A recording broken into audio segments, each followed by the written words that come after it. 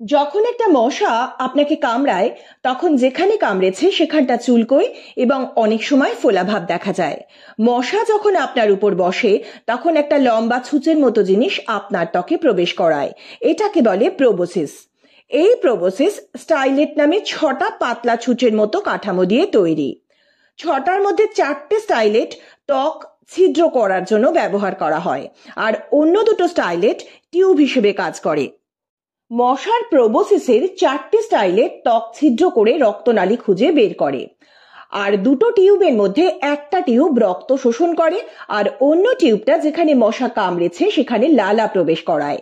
মশার লালায় এমন পদার্থ থাকে যা রক্ত জমাট বাঁধতে বাধা দেয় এবং অ্যালার্জির প্রতিক্রিয়া সৃষ্টি করতে পারে, যার ফলে চুলকানি এবং ফোলাভাব দেখা যায়। কিন্তু জানেন কি, শুধুমাত্র স্ত্রী মশাই আমাদের রক্ত চুষে খায়। কারণ ডিম পাড়ার জন্য স্ত্রী মশার পর্যাপ্ত প্রোটিনের দরকার হয়, আর পুরুষ মশার সুর ভোতা হয়।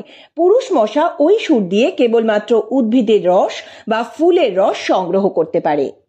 এই রকমই আকর্ষণীয় তথ্য নিয়ে শীঘ্রই ফিরে আসছি। সাবস্ক্রাইব, লাইক, শেয়ার আর কমেন্টসের মাধ্যমে জুড়ে থাকুন রিয়েল রহস্যের সঙ্গে।